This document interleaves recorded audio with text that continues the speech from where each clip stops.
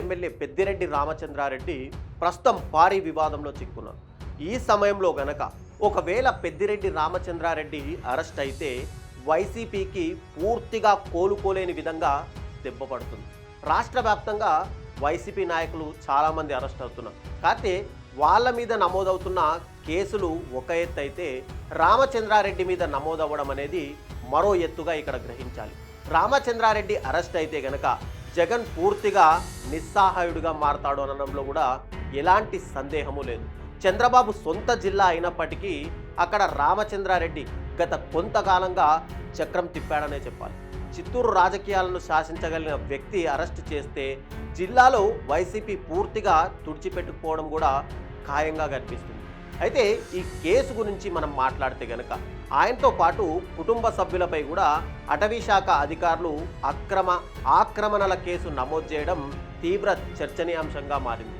అయితే ఈ కేసులో పర్యావరణానికి హానికరంగా మారే స్థాయిలో జీవ వైవిధ్యం ఏదైతే ఉంటుందో దాన్ని నాశనం చేశారన్న ఆరోపణలతో ఈ కేసు అయితే నమోదు చేశారు. అయితే ఇక్కడ చిత్తూరు జిల్లా పులిచెర్ల మండలం మంగళంపేటలోని ప్రభుత్వానికి చెందిన అటవీ భూమిని అక్రమంగా తమ ఆధీనంలోకి తీసుకున్నట్టు పెద్దిరెడ్డి కుటుంబం పైన ఆరోపణలు వచ్చాయి.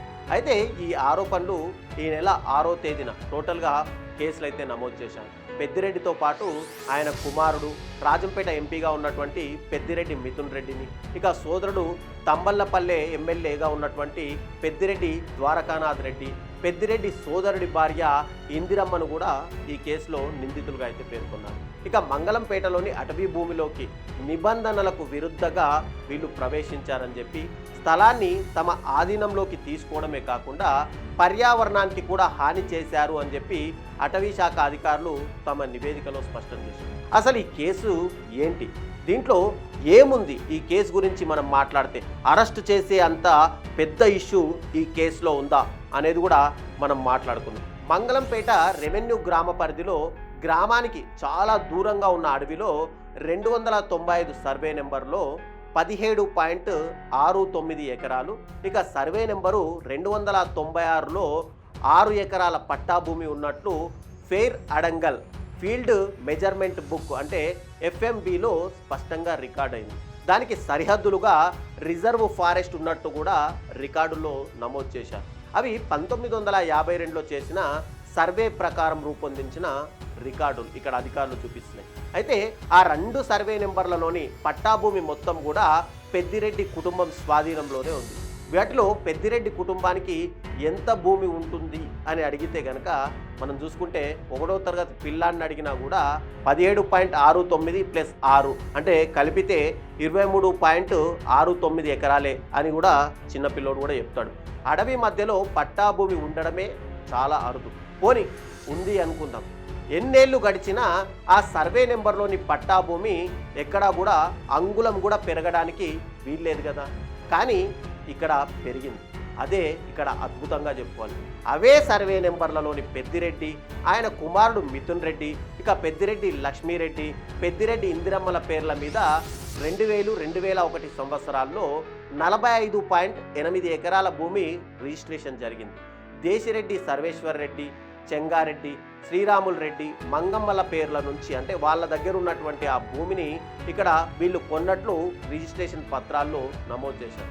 అంటే 23.69 ఎకరాల భూమి 45.8 ఎకరాలకు పెరిగింది అన్నట్టు. అంటే ఈ గ్రోత్ స్టోరీ ఇక్కడ అంతటితో కూడా ఆగలేదు. రెవెన్యూ రికార్డుల్లోని అడంగల్లో చూసుకుంటే కనుక 295 1A, 295 1B, 295 1C కానీ, ఇక 295 1D కానీ, 296 1 కానీ, ఇక 296 1B ఈ సర్వే నెంబర్లలో పెద్దిరెడ్డి ఆయన కుటుంబ సభ్యుల పేరు మీద 75.75 ఎకరాల భూమి ఉన్నట్టు టోటల్గా నమోదైంది. అంటే ఇక్కడ 45.8 ఎకరాలు కాస్త 75.75 ఎకరాలకు పెరిగింది అనేది ఇక్కడ గుర్తుంచుకోవాలి. ఇక 295 సర్వే 1E ప్రకారం చూసుకుంటే ఇక్కడ 1.8 ఎకరాలు అడంగల్లో ఏదైతే డమ్మీ భూమిగా వీళ్ళైతే చూపించారు. దీనిపై విచారణ జరిపించేందుకు జిల్లా కలెక్టర్, అక్కడ ఉన్నటువంటి చిత్తూరు జిల్లా కలెక్టరు సుమిత్ కుమార్, ఎస్పీ మణికంఠ కానీ, ఫారెస్ట్ కన్జర్వేటివ్ యశోదాబాయిలతో కూడి ఒక కమిటీని కూడా ఇక్కడ ఏర్పాటు చేశారు. ఈ కమిటీ అనేది క్షేత్రస్థాయిలో జరిపిన ఏదైతే విచారణలో పెద్దిరెడ్డి కుటుంబ సభ్యులు సుమారుగా 27.98 ఎకరాల అటవీ భూమి ఏదైతే ఉంటుందో దాన్ని పూర్తిగా ఆక్రమించినట్టు నిర్ధారణకు వచ్చారు. అంతేకాకుండా ఎలాంటి అధికారిక అనుమతులు లేకుండా ఆ భూమిలో ఒక బోరు కూడా తవ్వినట్లు ఇక్కడ అధికారులు అయితే గుర్తించారు. ఈ అక్రమ కార్యకలాపాల వల్ల ఏదైతే జీవ వైవిధ్యం ఉంటుందో దాదాపు దానికి సంబంధించి ₹1 కోటి పైగా నష్టం వాటిల్లినట్టు కూడా అధికారులు ఒక అంచనాకైతే వచ్చారు. ప్రస్తుతం అటవీ శాఖ అధికారులు ఆక్రమిత భూమిని గుర్తించి అక్కడ ఇప్పుడైతే హద్దులైతే వేస్తున్నారు. ఈ ప్రక్రియ పూర్తయ్యాక ఇక పాకాల కోర్టులో ఛార్జ్ షీట్ దాఖలు చేస్తారని కూడా సమాచారం అయితే అందుతుంది. ఇది ఒక క్రిమినల్ కేసుగా కొనసాగుతున్నట్టు కూడా తెలుస్తుంది. అయితే ఈ ఘటనపై ఉప ముఖ్యమంత్రిగా ఉన్నటువంటి పవన్ కళ్యాణ్ గట్టిగా స్పందించారు. నిందితులపై క్రిమినల్ కేసు నమోదు చేయాలని ఎప్పుడైతే డిప్యూటీ సీఎం ఆదేశించారో ఇక సంబంధిత అధికారులు దీనిపై తదుపరి చర్యల కోసం ఎలా చేయాలి ఏంటి అనేది కూడా మల్లా గుల్లాలు పడుతూ సమాలోచనలు జరుపుతున్నాయి. ఈ అక్రమాలకు సహకరించినట్టుగా భావిస్తున్నటువంటి అప్పటి ప్రభుత్వ అధికారుల వివరాలను కూడా ఆరా తీస్తున్నారని, వారిపై కూడా శాఖాపరమైన క్రమశిక్షణ చర్యలు తీసుకునే అవకాశం ఉంటుందని తెలుస్తుంది. అయితే పెద్దిరెడ్డి కుటుంబంపై నమోదైన ఈ కేసు కేవలం చిత్తూరు జిల్లాకే కాకుండా రాష్ట్ర రాజకీయాల్లో కూడా గణనీయమైన ప్రభావాన్ని చూపే అవకాశం ఉంది. ఎందుకంటే చిత్తూరు జిల్లా రాజకీయాలను శాసించేటువంటి పెద్దిరెడ్డి రామచంద్రారెడ్డి గనక ఒకవేళ అరెస్ట్ అయితే ఆయన్ని ఇమ్మీడియట్గా అరెస్ట్ చేస్తే గనక ఇక్కడ జగన్మోహన్ రెడ్డి పూర్తిగా నిస్సాయుడయ్యే అవకాశాలున్నాయి. పెద్దిరెడ్డి రామచంద్రారెడ్డి లాంటి వ్యక్తి గనక జైలుకి వెళ్తే జగన్ పూర్తిగా ఇక్కడ కోలుకోలేని దెబ్బ తగులుతుంది.